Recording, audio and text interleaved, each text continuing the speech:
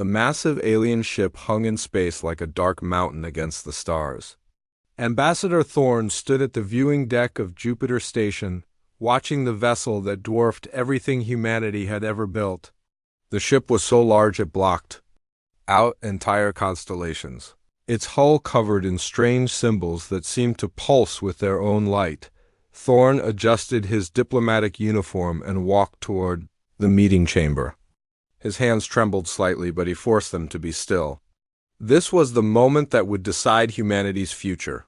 The aliens had called themselves the Veldrax Empire, and they had given humanity exactly one meeting to hear their terms. The chamber doors opened with a soft hiss. Inside, 3 alien figures waited at a curved table that seemed to be made of living metal. The creatures were tall and thin, with gray skin that looked like polished stone. Their eyes were large and completely black, reflecting no light at all. The one in the center wore what appeared to be military decorations across his chest. "I am Admiral Korath of the Veldrax Empire," the alien spoke without moving his mouth. The words appeared directly in Thorne's mind. "You are the human representative." "Ambassador Thorne, representing Earth and all human colonies," Thorne replied. Taking a seat across from them, Korath gestured with one long finger, and the air above the table shimmered. Images appeared showing star maps, fleet formations, and planetary systems. "The Veldrax Empire has conquered 47 star systems.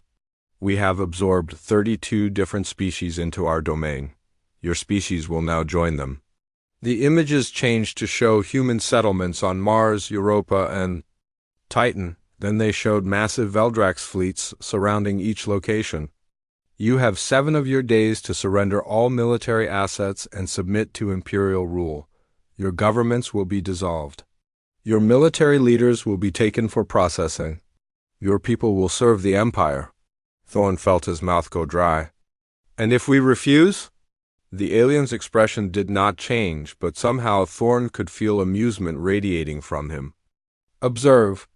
The chamber's walls became transparent, showing the space around Jupiter Station. 3 human defense platforms floated nearby, each one bristling with weapons and shielding generators.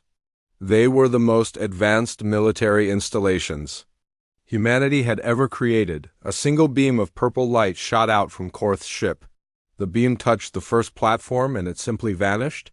Not destroyed, not exploded, just gone as if it had never existed. The second platform tried to activate its shields, but the beam passed through them like they were made of air. The third platform attempted to flee, but the beam caught it instantly in less than 10 seconds. 3 of humanity's strongest defenses had been erased from existence. "This was our smallest escort vessel," Korath said. "We have 10,000 ships of this class. We have 100 ships that make this one look like a toy. Your species cannot comprehend the power you face." Thorne stared at the empty space where the platforms had been. Not even debris remained. "I need to consult with my government. 7 days, Korath repeated. "When that time expires, we will take what we want by force. Your cooperation now will mean survival for most of your population. Resistance means total extinction." The meeting ended, and Thorne found himself back on his transport ship, racing toward Earth at maximum speed. The journey took 3 days, during which he could not sleep or eat. Every time he closed his eyes, he saw that purple beam and the instant erasure of humanity's best defenses. Earth's Global Defense Council convened in the underground facility beneath Geneva. President Walsh sat at the head of the table, her face grave as she listened to Thorne's report. Around the table sat the most powerful people on Earth and in the colonies. "The demonstration was quite clear," General Rivera said after Thorne. "Finished. We cannot fight them with conventional weapons. Our entire fleet would be destroyed before we could fire a single shot." "What about the deep space monitoring stations?" asked Director Chung from Colonial Affairs. "Could we evacuate the outer colonies?" "To where?" Rivera replied. "They have ships surrounding every human world. There's nowhere to run." The debate continued for hours. Some argued for immediate surrender to save as many lives as possible. Others wanted to fight regardless of the odds. The weight of deciding. Humanity's fate pressed down on everyone in the room. Then Director Hayes spoke for the first time. Hayes ran a department so classified that most people in the room did not even know what it did. There might be another option. All eyes turned to her. Hayes was a small woman with gray hair and tired eyes, but when she spoke, everyone listened. How long have we known this day would come? Hayes asked quietly. How long have we prepared for the possibility that we might face an enemy we could not defeat with normal means? President Walsh leaned forward. What are you saying? Project Prometheus? Hayes said simply. It has been running for 50 years. Every administration has known about it but hoped it would never be needed. We have been preparing for exactly this scenario. Rivera frowned. I have never heard of any Project Prometheus. I am the head of global defense. It operates outside normal military channels, Hayes explained. It operates outside normal everything. The project began when we first detected signals from deep space that suggested we were not alone. We knew that someday we might face a superior enemy. We have been getting ready. Getting ready how? Walsh demanded. Hayes stood up and walked to the main display. She entered a code and new information appeared. Star charts showing hidden installations throughout the solar system, research facilities that officially did not exist, technology development programs with impossible names. We found something, Hayes said. 50 years ago, during the first deep space explorations, we found ruins on a dead world beyond Pluto, ancient ruins from a species that died out long before humans existed. But they left behind technology and knowledge. They left behind weapons. The room fell silent. President Walsh stared at the display showing locations scattered throughout human space. You are telling me we have alien technology. I am telling you we have hope, Hayes replied. The aliens who built those ruins faced the same enemy we face now. They lost, but they prepared for someone else to continue the fight. They prepared for us. General Rivera shook his head. Even if this is true, 7 days is not enough time to deploy some secret weapon. The deployment began 50 years ago, Hayes said. Every deep space station, every research facility, every colony ship that went to the outer system carried components. The network is already in place. It has been waiting. President Walsh looked around the table at her advisors. If we refuse their ultimatum and this Project Prometheus fails, humanity dies. If we surrender, Hayes said quietly, humanity dies anyway. Just more slowly. The vote was close but clear. Earth would refuse the Veldrax ultimatum. 7 days later, Admiral Korath received President Walsh's message aboard his flagship. The human woman appeared on his screen, standing in what looked like an ordinary office. Behind her, the blue and white sphere of Earth turned slowly. Admiral Korath, Walsh said, humanity rejects your ultimatum. We will not surrender. We will not submit. We will fight. Korath felt something like surprise. In 47 conquered systems, no species had refused surrender after seeing the demonstration. You choose extinction. We choose to remain human, Walsh replied, and the transmission ended. Korath turned to his fleet commanders. Begin the invasion, all systems simultaneously, show them no mercy. Across human space, massive Veldrax fleets began moving toward their targets.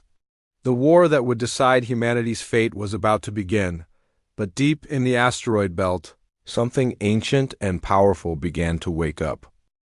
The first Veldrax ships entered human space like a storm of death. Commander Blake watched from the bridge of the Mars Defense Station as hundreds of alien vessels emerged from hyperspace. Each ship was the size of a city, their dark hulls gleaming, with weapon ports that numbered in the thousands.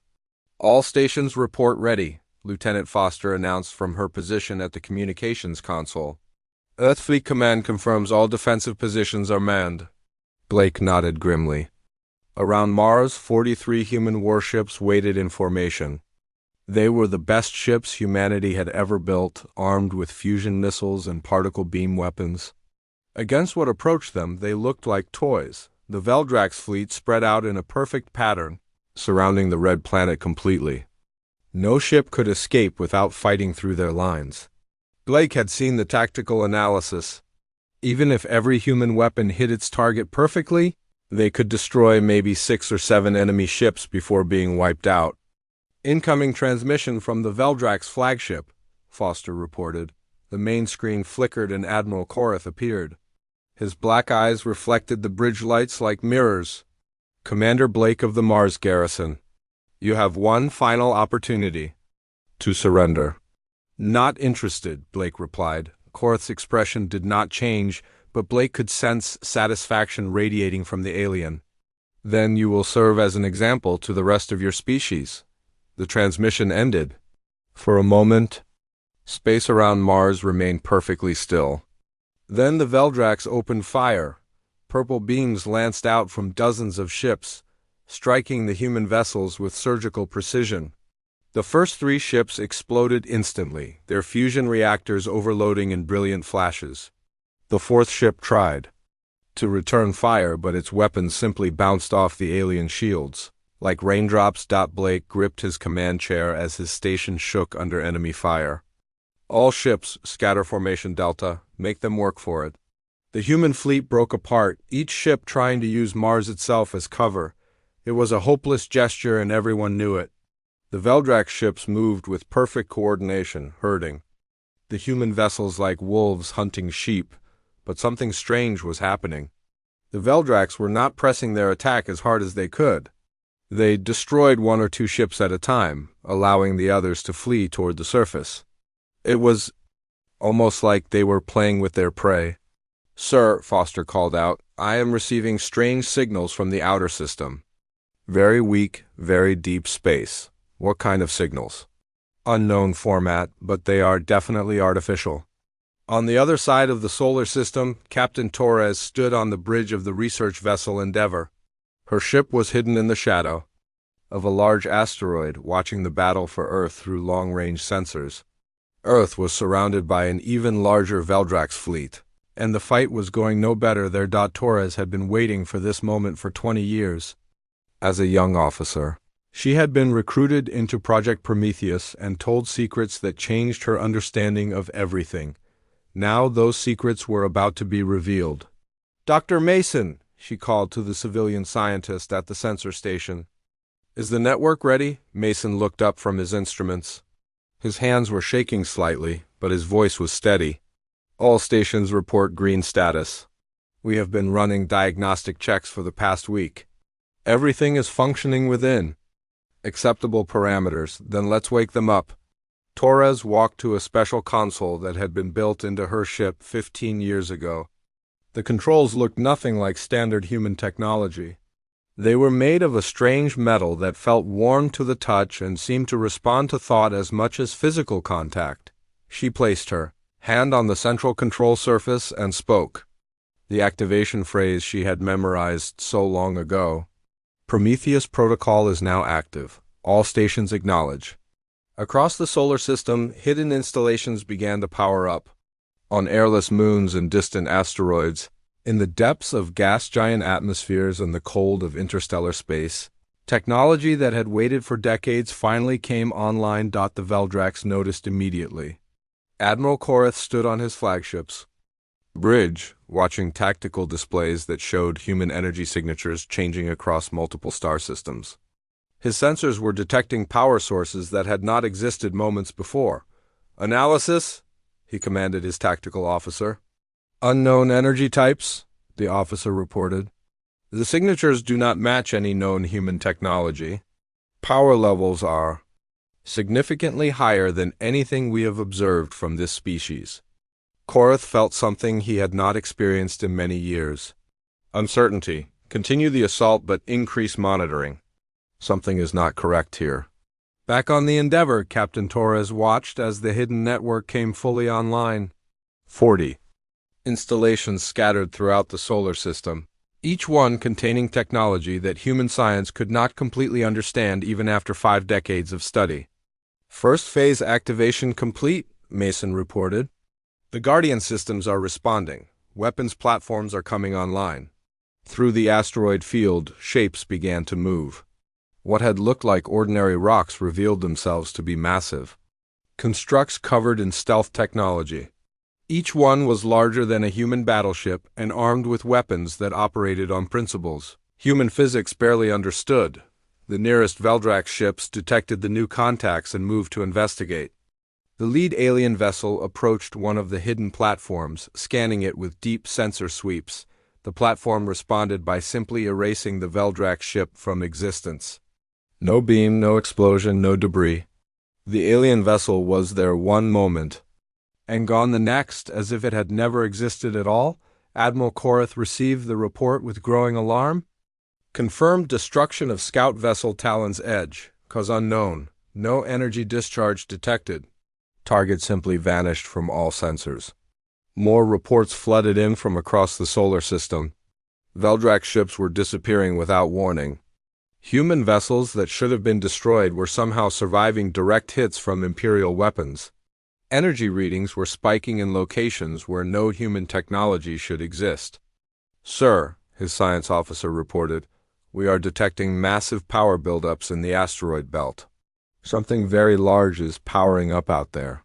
Deep in the belt, hidden inside a hollowed-out asteroid the size of a small moon, the greatest secret of Project Prometheus was awakening. Dr. Mason monitored the activation sequence from his station aboard the Endeavour, watching readings that made no sense according to human understanding of physics. "Torres," he called out, "the primary facility is responding. All systems are coming online, but the power requirements are enormous. We are drawing energy from sources I cannot identify." "How long until full activation?" "At current rates, approximately 6 hours. But Captain, the energy readings are off the charts." "When this thing comes fully online, every sensor in the system is going to detect it." Torres smiled grimly. "That's the point. We want them to know we have surprises." The battle around Mars was changing rapidly. Commander Blake watched in amazement as his outgunned fleet began to hold its own against the Veldrax. Human ships that should have been destroyed were somehow shrugging off enemy fire. Weapons that had been useless against alien shields were now punching through them with ease. "Sir," Foster reported, "I am reading impossible energy signatures from our own ships. Our weapons are operating at efficiency levels that should not be possible." Blake did not understand what was happening, but he was not going to question it. "All ships, press the attack. Something is helping us. Let's not waste the opportunity." The human fleet charged forward with renewed confidence. Missiles that had bounced harmlessly off Veldrax shields now exploded against alien hulls. Particle beams that had been absorbed by enemy defenses now cut through armor like it was paper. Admiral Korath watched his tactical display with growing disbelief. Human ships were fighting with technology they should not possess. Weapons were firing with power levels that exceeded anything in his database for this species. And throughout the system, unknown contacts were appearing and disappearing like ghosts. "Fleet Command," he transmitted to his other task forces, "report your status immediately." The responses came back confused and contradictory. Every Veldrax fleet was experiencing the same phenomenon. Human technology was performing far beyond its rated capabilities. Unknown energy sources were powering up across multiple worlds. Ships were vanishing without explanation. "Sir," his tactical officer reported urgently, "massive energy spike detected in the asteroid belt. Something enormous is powering up out there." Korath turned to stare at the display showing the inner system. Deep among the asteroids, a power source larger than anything his sensors had ever detected was building toward full activation. "What is that?" he demanded. "Unknown," came the reply. "But sir, if those energy readings are accurate, whatever is out there has more firepower than our entire invasion fleet." For the first time in centuries of conquest, Admiral Korath felt something very close to fear. The humans had refused surrender, and now they were revealing weapons that should not exist. The easy victory he had expected was turning into something much more dangerous. In the depths of space, ancient technology continued to wake up, and the true war was only just beginning. Lieutenant Parker gripped the controls of her fighter as reality seemed to bend around her. The cockpit displays showed readings that made no sense. Her weapons were charged to levels that should have overloaded the entire ship, but everything felt perfectly stable. More than stable, it felt right, as if the technology was responding to something deeper than just her training. "Flight leader to all wings," she transmitted to her squadron. "I am reading impossible power levels on all systems. Can anyone explain what is happening?" The responses came back confused but excited. Every pilot in the human fleet was experiencing the same thing. Their ships were performing beyond any known specifications. Weapons that should have taken minutes to charge were ready in seconds. Shields that should have failed under Veldrak's fire were holding perfectly. Parker dove toward a Veldrak's destroyer, her fighter's weapons locking onto target automatically. She fired and watched in amazement as her particle cannons tore through the alien ship's armor like it was made of cardboard. The destroyer exploded in a brilliant flash that left her instruments temporarily blinded. "Control, this is impossible," she reported. "My fighter just destroyed a ship 10 times its size." The answer came from Captain Torres aboard the Endeavour. "All pilots, listen carefully. Your ships have been enhanced with technology we do not fully understand. Trust your instincts. The systems will respond to your intentions as much as your controls." Parker tested this by thinking about increasing speed. Her fighter immediately accelerated past its maximum rated velocity without any strain on the engines. When she focused on the enemy formation ahead, her targeting systems locked onto multiple contacts simultaneously. It was like the ship was reading her mind and amplifying her abilities. But there was something else, something that felt almost like another presence sharing the cockpit with her. The presence felt old, incredibly old, and sad. It carried memories of battles fought across the galaxy, of worlds that had burned under Veldrak's weapons, of species that had fallen one by one until only the memories remained. "Torres," Parker transmitted, "I think there is something alive in these systems. Something that wants to help us fight." Back on the Endeavour, Captain Torres exchanged glances with Dr. Mason. They had been briefed on the theoretical possibilities, but experiencing it was something entirely different. "Parker," Torres replied, "you are connecting with the Guardian.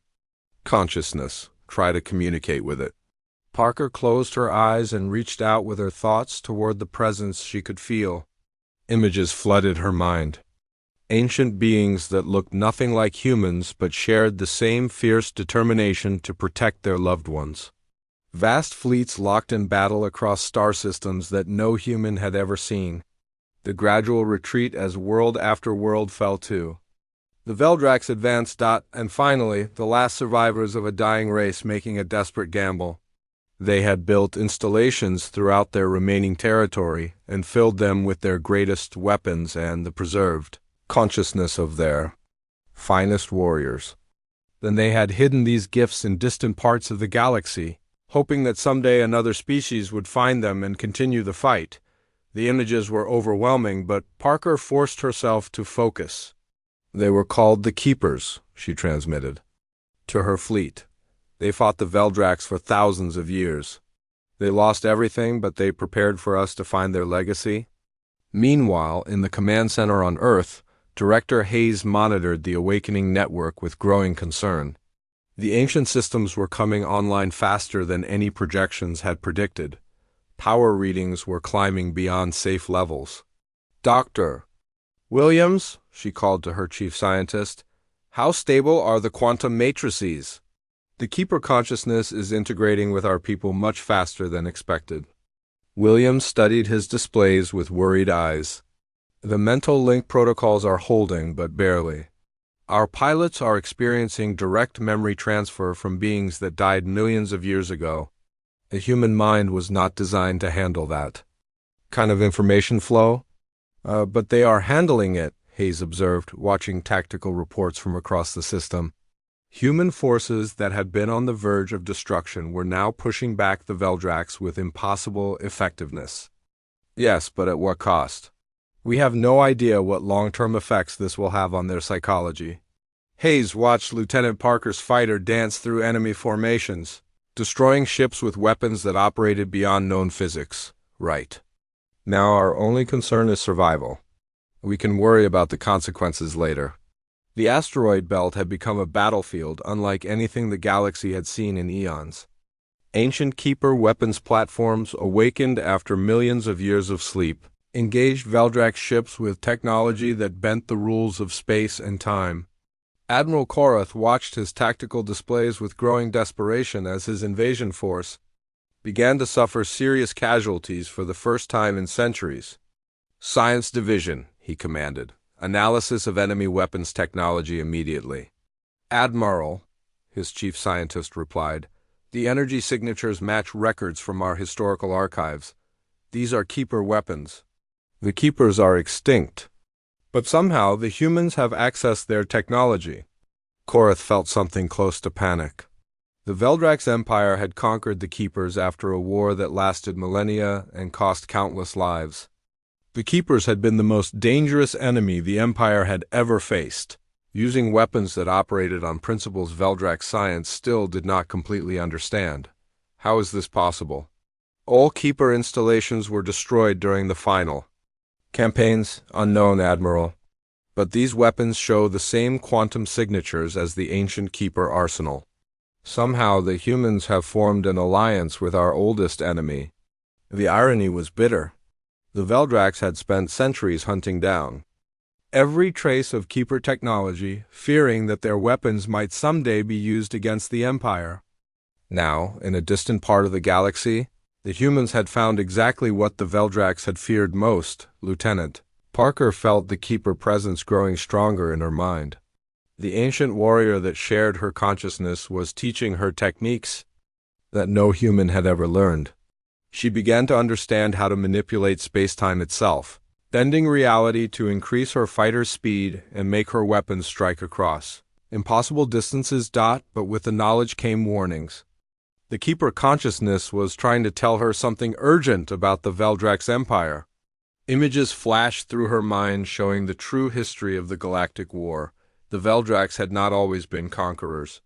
Once they had been explorers and builders, creating beautiful worlds and peaceful civilizations. But something had changed them. Something had driven them to become an empire of destruction that consumed everything in its path. The images showed a darkness spreading across the galaxy, something that devoured entire star systems and left nothing behind. The Veldrak's expansion was not driven by greed or ambition. It was driven by desperate fear of something even worse. "Torres," Parker transmitted urgently, "the Keepers are showing me something. The Veldraks are not the real enemy. They are running from something that makes them look harmless." Captain Torres felt her blood turn cold. What are they running from? The answer came not from Parker, but from the deepest levels of the asteroid installation, where the most ancient Keeper consciousness had just awakened. The voice that spoke was older than civilizations, heavy with the weight of cosmic knowledge. "The silence," the voice said directly into the minds of every human connected to the network. "The devourers of light, they who make emptiness wear. Life once flourished. The Veldraks fled before them as we once did, as you must now." Commander Blake on Mars received the transmission and felt reality shift around him. "Explain, what is the silence?" Images flooded the network, shared among every human ship simultaneously. A wave of absolute darkness moving between galaxies, consuming stars and planets and civilizations until nothing remained but empty void. The silence did not kill, it erased, removing all trace that life had ever existed in the regions it passed through. The Keepers fought them for 1,000,000 years, the ancient voice continued. "We slowed them, diverted them, but could not stop them. The Veldrak's empire represents the survivors of 10,000 species, all fleeing the same enemy. They conquer because they must gather resources for the final battle that approaches." Admiral Korath suddenly found his communication systems alive with transmissions from the human fleet. Commander Blake's image appeared on his main screen, and for the first time since the invasion began, the human looked grim rather than defiant. "Admiral," Blake said, "we need to talk. It seems we have both been fighting the wrong war." Korath stared at the human commander. Around them, the battle continued, but with less intensity. Both fleets seemed to sense that something fundamental had changed, You have learned of the silence, Korath said. It was not a question, the keepers told us. Is it true? Are you running from something worse than your empire? For a long moment, Korath said nothing. Then, slowly, he nodded. Every world we conquer is prepared for defense against the silence. Every ship we build is designed to fight them. We have been preparing for their arrival for 3,000 years. Blake felt the weight of cosmic history settling on his shoulders. Then why did you not tell us this from the beginning? Because most species cannot comprehend the scale of what approaches. They waste time with negotiations and debates while the enemy draws closer. It is faster to conquer than to convince. The ancient keeper voice spoke again, reaching both human and Veldrak's minds simultaneously. The silence has found this galaxy. They come now, drawn by the activation of our weapons. You have perhaps days before they arrive. In the depths of space, sensors began detecting something that made both human and Veldrak's technology register impossible readings. A darkness was approaching from the direction of the galactic core, moving faster than light itself and leaving empty space in its wake. The true war was about to begin. The silence arrived like the end of everything. Captain Torres watched from the bridge of the Endeavor as the wave of absolute darkness swept into the outer system. Stars simply vanished as it passed, not exploded, or consumed, but erased as if they had never existed. The darkness moved with purpose, flowing around obstacles and reaching toward the inner planets with tendrils of nothingness that devoured light itself. All stations report, Torres commanded, but half her communications channels had already gone dead. The monitoring stations in the outer system were gone, along with the 3 research facilities on the edge of Kuiper Belt. They had not been destroyed. They had simply stopped existing. Dr. Mason stared at his instruments with wide eyes. Captain, the readings make no sense. Where the silence passes, space itself becomes empty. Not just of matter, but of the quantum fields that make reality possible. It is like watching the universe being unwritten. On Mars, Commander Blake coordinated the desperate evacuation of the civilian colonies. Massive transport ships lifted off from the red planet's surface, carrying millions of people toward the inner system. But everyone knew there was nowhere to run. If the silence could erase stars, planets would offer no protection. Admiral Korath, Blake transmitted to the Veldrak's flagship, your people have fought this enemy before. What tactics work against them? Korath's image appeared on the main screen, and for the first time since Blake had met him, the alien looked afraid. There are no tactics that work. The silence cannot be fought with conventional weapons. They exist partially outside normal spacetime. Physical matter cannot harm them. Then how did you survive your previous encounters? We did not fight them, we fled. Every time they appeared in our territory, we evacuated entire star systems and withdrew to defensive positions farther away. We have been running for 3,000 years. Lieutenant Parker flew her enhanced fighter toward the edge of the darkness, trying to get sensor readings on the enemy. The keeper consciousness in her mind was radiating pure terror, memories of the final battles that had doomed their civilization flooding through her. Awareness as she approached the boundary between normal space and the silence, her instruments began to malfunction. The darkness ahead was not simply an absence of light. It was an absence of everything. Space, time, matter, energy, all of it simply stopped existing at the border, but something was moving within the darkness. Shapes that hurt to look at, geometries that violated the basic rules of physics. The silence was not just a natural phenomenon. There was intelligence behind it, ancient and vast and completely alien to any form of life. Torres, Parker transmitted. There's something alive in there. Something that is aware of us. The response came not from Captain Torres, but from the Keeper consciousness that had awakened in the asteroid belt. The ancient voice spoke directly into Parker's mind with urgency. That transcended species, do not approach the boundary. The silence feeds on consciousness. It draws power from the thoughts and memories of living beings. Your awareness makes it stronger. Parker pulled her fighter back just as tendrils of darkness reached out toward her. Where they passed, her instruments registered absolutely nothing. Not even the basic quantum fluctuations that existed in empty space remained. Back on Earth, President Walsh stood in the emergency command center watching displays that showed the approaching end of everything. Half the solar system was already gone, swallowed by darkness that left no trace behind. The combined human and Veldrax fleets were falling back toward the inner planets, but everyone knew it was only a matter of time. Director Hayes worked frantically at her console, trying to coordinate with the awakened Keeper installations. The ancient weapons are responding, but barely. Whatever the silence is, it seems to be resistant to Keeper technology. How is that possible? Walsh demanded. The Keepers fought them for 1,000,000 years. And lost, Hayes reminded her grimly. The Keepers never found a way to actually defeat the silence. They could only slow it down and hope to escape.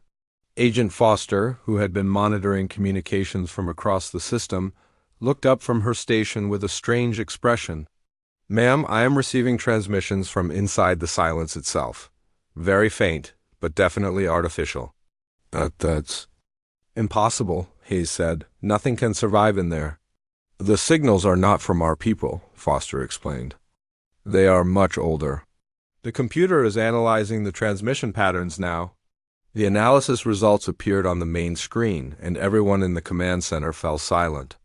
The signals were coming from the silence itself, from deep within the darkness. But they were not random. They were organized, structured, almost like language. Dr. Williams from the Science Division studied the patterns with growing excitement. These are not enemy communications, they are distress calls.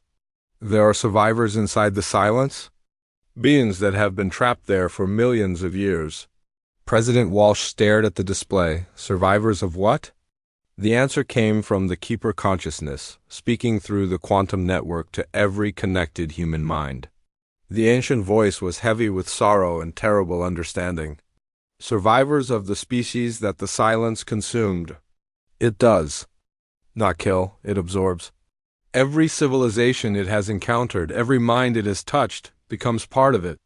The silence is not a predator. It is a prison containing the consciousness of 10 billion dead worlds. The implications hit everyone simultaneously. The wave of darkness approaching Earth was not just a force of destruction. It was a cosmic graveyard filled with the trapped spirits of entire galaxies' worth of life. Admiral Korath received the same revelation aboard his flagship and felt something close to despair. For 3,000 years, the Veldrax Empire had fled from the silence, believing it to be a force of pure annihilation. Now they learned that every being it had consumed still existed somewhere within the darkness, trapped in eternal awareness of their fate. Fleet Command, he transmitted to his scattered forces. New intelligence indicates the silence contains the consciousness of absorbed species. All previous tactical assumptions are invalid. Lieutenant Parker felt the Keeper presence in her mind, responding to this information with something approaching hope. Ancient memories surfaced, showing her glimpses of Keeper research into the nature of the silence. They had suspected the truth but had never been able to prove it. If the absorbed consciousness still exists, the Keeper voice said, then there might be a way to reach them, to communicate with the trapped minds and perhaps convince them to resist their captor. Captain Torres seized on this possibility. How? The silence destroys anything that gets close to it. Not destroys, absorbs. The difference is crucial. If we could make contact with the consciousness inside, we might be able to create a chain reaction. Convince the trapped minds to remember who they were before absorption. Dr. Mason looked up from his instruments with sudden understanding. The distress signals Foster detected. They are not random. The trapped consciousness are trying to communicate with us. They want to be rescued. The realization spread through both human and Veldrax forces. The silence was not invincible. It was a cosmic tragedy, a force that had grown beyond its original purpose and now trapped the very beings it had been meant to protect. Agent Foster worked frantically to decode the signals coming from within the darkness. As the patterns became clearer, she began to understand what the trapped minds were trying to tell them. They are warning us, she announced. The consciousness inside the silence are trying to warn us about something. They are saying the silence is not in control of itself anymore. It has become something its creators never intended. President Walsh leaned forward. What do you mean? Foster's face went pale as she decoded more of the message. The silence was created as a defense mechanism by an ancient civilization. It was meant to protect life by hiding it from some other threat, but the process went wrong. Instead of protecting consciousness, it began absorbing it, and now it cannot stop. The terrible truth settled over everyone like a weight. The silence was not evil. It was broken, a cosmic defense system that had malfunctioned and become the very thing it was meant to prevent. Commander Blake made the decision that would define humanity's role in the galaxy. All ships, new mission parameters. We are not fighting the silence. We are going to try to fix it. Admiral Korath appeared on the communication channel, his alien features showing something that might have been respect. Commander Blake, your species continues to surprise us. Very well, the Veldrax Empire will support this attempt. The combined human-Veldrax fleet began moving toward the wall of darkness, not to fight, but to make contact. In the depths of space, ancient Keeper weapons powered up for a task they had never been designed for. Not destruction, but healing. The final battle would be fought, not with weapons, but with the power of consciousness itself. As the living tried to reach the trapped dead and remind them of what they had once been, the silence continued to advance. But for the first time in cosmic ages, it was not advancing unopposed. The final assault began not with weapons but with words.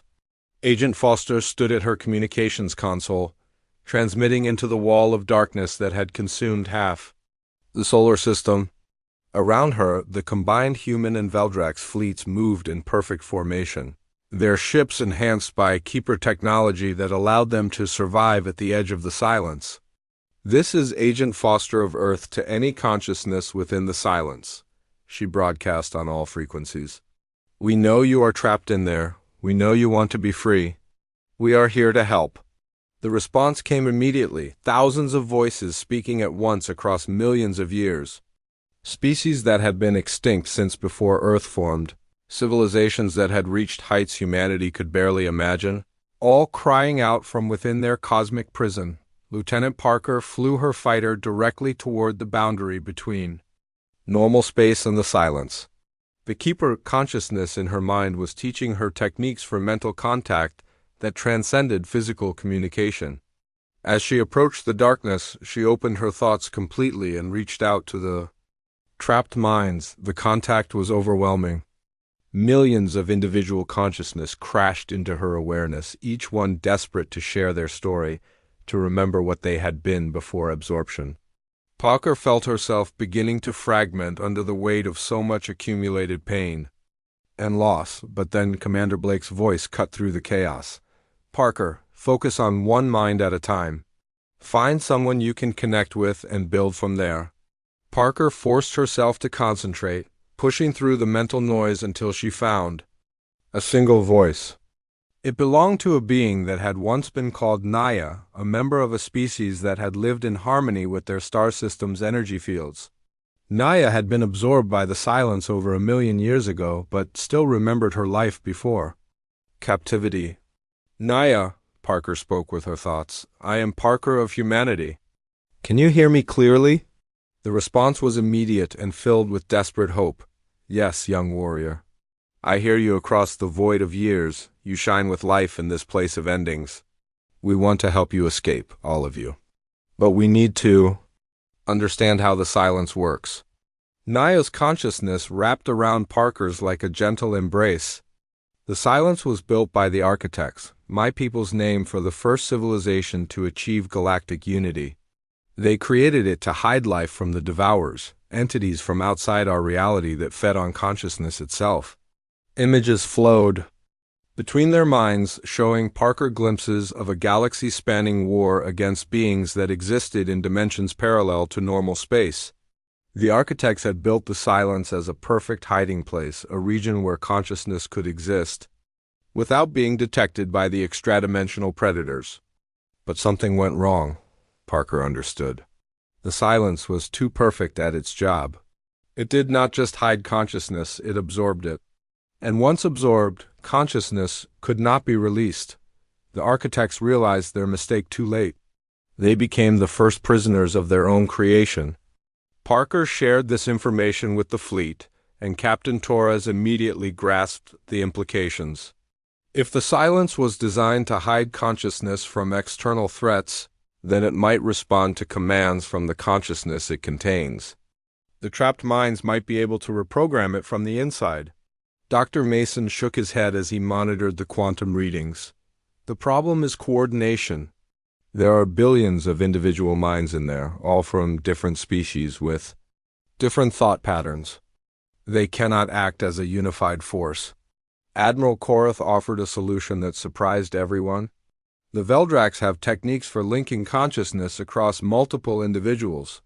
It is how we coordinate our fleets. We could teach these methods to the trapped minds.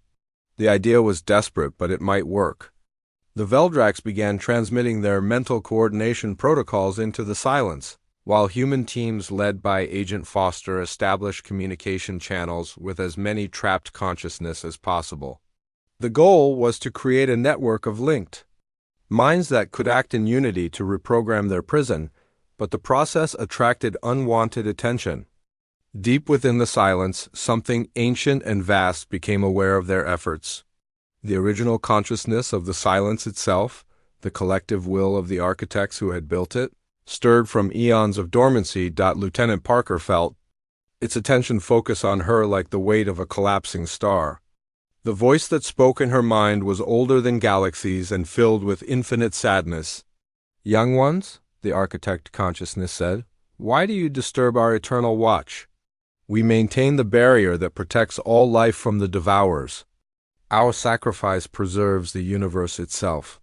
Parker struggled to respond under the pressure of that cosmic awareness. "Your protection has become a prison.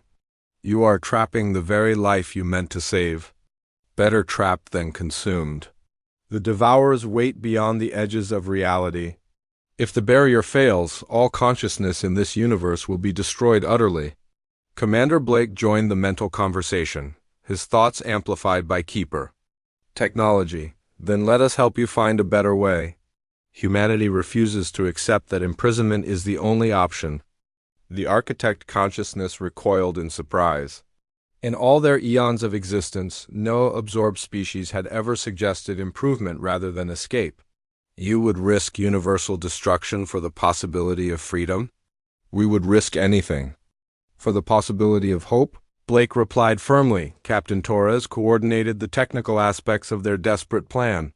Human computers linked with Veldrax coordination systems and Keeper quantum matrices to create a processing network capable of handling communication with billions of individual consciousness simultaneously. The goal was to create a brief moment where every trapped mind could act in perfect unity. "All stations report ready," Torres announced. "Foster, begin the synchronization sequence." Agent Foster opened communication channels to every consciousness. They had contacted within the silence. Across the darkness, millions of trapped minds began to link together using Veldrax techniques adapted for their unique situation. Human determination, Veldrax coordination, and Keeper technology combined to create something that had never existed before. The effect was immediate and overwhelming. The silence began to change, its absolute darkness flickering with points of light as trapped consciousness reasserted their individual identities. The wall of nothingness that had been advancing through the solar system suddenly stopped, but the architect consciousness fought back, trying to reassert control over their creation. "You do not understand. The devourers will sense any weakness. In the barrier, they will break through and consume everything." Lieutenant Parker made a decision that would change the course of cosmic history. Instead of trying to destroy the silence or force the architects to release their prisoners, she offered them something else. "Then let us stand guard with you," she said. "Humanity and the Veldrax and all the free species of the galaxy. You do not have to bear this burden alone anymore." The concept was so alien to the architect consciousness that it took them several moments to process. They had been alone for so long, carrying the weight of universal protection by themselves, that they had forgotten other solutions were possible. Dr. Mason detected the change immediately. The silence is responding. The quantum matrices are reconfiguring themselves. Something fundamental is shifting in there. Slowly, carefully, the trapped consciousness began to emerge from the darkness, not escaping but being released as the silence transformed from a prison into something new. The absolute barrier between normal space and the hidden dimension began to become permeable, allowing consciousness to move freely while maintaining protection against external threats. Naya was among the first to emerge, her energy form materializing next to Parker's fighter in a cascade of gentle light. Behind her came others, millions of beings from across galactic history, finally free to exist in normal space while remaining protected from the extradimensional devourers, the architect. Consciousness spoke one final time, their voice now filled with something that might have been gratitude. We had forgotten that protection does not require imprisonment. We had forgotten that others might share our burden willingly. Admiral Korath watched from his flagship as the silence continued its transformation. The wall of darkness was becoming a network of protective fields that could shield consciousness while allowing it to exist freely. The Veldrax Empire's 3,000-year flight was finally over. All Veldrax vessels, he transmitted, new directive. We are no longer refugees, we are guardians. The solar system began to fill with light as billions of freed consciousness took physical form again. Ancient species thought lost forever walked among humans and Veldrax, sharing knowledge and wisdom accumulated across cosmic ages. The galaxy would never be the same. Commander Blake stood on the bridge of his flagship, watching representatives from 1,000 civilizations working together to establish the new order. Humanity had refused to surrender to the Veldrax, and in doing so had discovered an enemy that threatened all life. But more importantly, they had refused to accept that enemy as invincible. President Walsh delivered the final message from Earth to the assembled fleets. Today we learned that the universe is far stranger and more dangerous than we ever imagined. But we also learned that no burden is too great to bear when shared among friends. The Galactic Accord begins now, with all species working together to protect the light of consciousness against the darkness that surrounds us. The transformation of the silence was complete. Where once there had been a wall of absolute darkness, now there existed a network of protective barriers that could shield the galaxy while allowing life to flourish. The Devourers remained beyond the edges of reality, but they would find no easy prey here. Humanity had refused surrender and ignited a war, but the war they won was against despair itself. In a universe filled with ancient enemies and cosmic threats, they had proven that hope could triumph over any darkness, and that no species need face the void alone. The stars shone brighter than they had in 1,000,000 years, and consciousness was free to dream again.